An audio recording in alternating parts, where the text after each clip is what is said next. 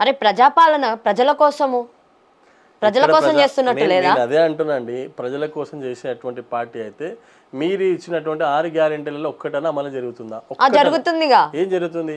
జరగట్లేదంటారా? ఏది మహిళలకి ఉచిత బస్ ఇస్తున్నారు, 200 యూనిట్స్ కి కరెంట్ బిల్ ఇస్తున్నామని అంటున్నారు, అండ్ తర్వాత 500K గ్యాస్ ఇస్తున్నామని అంటున్నారు కదా, వాళ్ళే చెప్తున్నారు. 6 గ్యారెంటీల కింద 420 హామీలు ఉన్నాయమ్మా. ఒక్క గ్యారెంటీ కింద 6 గ్యారెంటీల కింద 420 హామీలు ఉన్నాయి. మీరు చేసిన హామీలు ఎన్ని? 3. మీరు అమలు చేస్తున్న హామీలు ఎన్ని? 3. ఆ గ్యాస్ కనెక్షన్ కూడా ఎంతమందికి ఇస్తున్నారు ప్రజలకు పోతే తెలుస్తుంది. ఆ 200 యూనిట్లు కూడా ఎంతమందికి ఇస్తున్నారు ప్రజల దగ్గర పోతే తెలుస్తుంది. ఇప్పుడు 200 యూనిట్లు ఫ్రీ ఇచ్చినట్టు ఇచ్చి ఇప్పుడు ఏం చేస్తారు? జిహెచ్ఎంసీ మొత్తం హైదరాబాద్ మొత్తం ఒక్కొక్క ఇంటికి గతంలో 10,000 20,000 ఏమంటారు ఇన్కమ్ ట్యాక్స్ జిహెచ్ఎంసీ ట్యాక్స్ వస్తే ఇప్పుడు పెద్ద ఎత్తున ట్యాక్స్ పెంచుతారు. ఒక్కొక్కరు గుండెలు బాదుకుంటారు. ఇవాళ ప్రతి ఇంటికి సర్వే అని చెప్పి జిహెచ్ఎంసీ సర్వే అని చెప్పి సర్వే చేసి ఇష్టం వచ్చినట్టు ట్యాక్స్ పెంచుతారు. 200 రూపాయలు కరెంటు బిల్లు ఫ్రీ ఇచ్చినట్టు చేసి దాదాపు 20,000 రూపాయలు ఛార్జ్ చేస్తూ ఉన్నారు ఈరోజు ట్యాక్స్ కింద. అంటే ప్రజలకు అంతా తెలిసిపోయిందమ్మా, కాంగ్రెస్ పార్టీ నిజంగా ఇంకా మళ్ళీ దీన్ని రానియద్దు. ఇది సేమ్ చెప్తున్నా కదా, గతంలో బీఆర్ఎస్ పార్టీని చూసినాం, వాళ్ళు కుంభకోణం చేసి ఇచ్చిపెట్టారు. కాంగ్రెస్ పార్టీని చూస్తున్నాం, వీళ్ళు ఇట్లే చేసి పడేసారు. రేపు చూడాల్సింది మనం బీజేపీ పార్టీని అని చెప్పి ఈరోజు ప్రజలు గమనిస్తారు. నేను ఒకటే చెప్తా ఉన్నాను, బీసీలని తొక్కడానికి చేసిన వెలమ రెడ్లో ఆడుతున్న నాటకం అని చెప్పి తెలియజేస్తా ఉన్నాను. బీసీలను మళ్ళీ ఒకసారి చెప్తున్నాను, బీసీలను తొక్కడానికి, బీసీల ఓటు పోలరైజ్ అవుతుంది, బీసీలు రాజకీయంగా ఎదుగుతున్నారు, బీసీలలో ఒక చైతన్యం వచ్చింది. రేపు రాబోయేది బీసీ రాజ్యమే.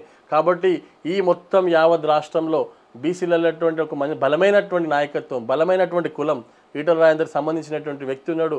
ఆయన ఆర్థిక శాఖ కానీ ఆరోగ్య శాఖ కానీ మచ్చ లేకుండా పనిచేసిండు. ఆరోగ్య శాఖ పనిచేసి అనారోగ్యంగా ఉన్నటువంటి ఆరోగ్య శాఖని ఆరోగ్య శాఖగా మార్చినటువంటి ఘనత అది ఈటల రాజేందర్ గారికి దక్కింది. రేపు ప్రజల్లో మమేకం అయిపోయిండు. ప్రతి ఒక్కరు కూడా ఈటల రాజేందర్ అంటే వాళ్ళకి తెలిసిన పుస్తకాలు ప్రతి వ్యక్తికి తెలిసిపోయింది. ఈ బీసీ నాయకుడు ఎదిగితే మనకు రేపు ప్రమాదం అని చెప్పి ఇద్దరు కలిసి పన్నాగం ఆడుతారు. అటు ఈ కేసీఆర్, ఇటు రేవంత్ రెడ్డి ఇద్దరు కలిసి ఆడుతున్న పన్నాగంలో ఈటల గారిని బలి చేయడానికి ప్రయత్నం చేస్తారు. తస్మాత్ జాగ్రత్త. 100% ఆయన తెరిచిన పుస్తకం తెరిచినట్టే ఉంటాడు.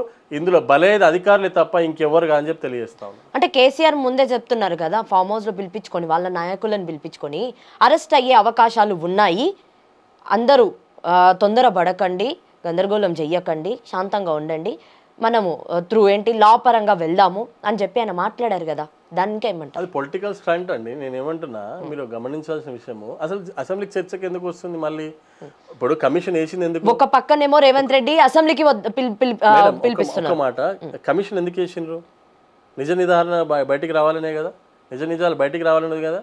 మరి బయటికి వచ్చినాయని తెలిస్తే, నిజంగా తప్పు జరిగినట్టు కనిపించినప్పుడు అరెస్ట్ ఎందుకు చేయట్లేదు? దానిపైన ఎందుకు ఆలోచించు? మళ్ళీ మీరు అసెంబ్లీకి రండి అనేది చర్చ ఎందుకు పెడతా ఉన్నారు? ఇది ఇక్కడనే మీరు ఆలోచించాలి, దీన్ని డైవర్ట్ చేస్తున్నారని చెప్పేసి.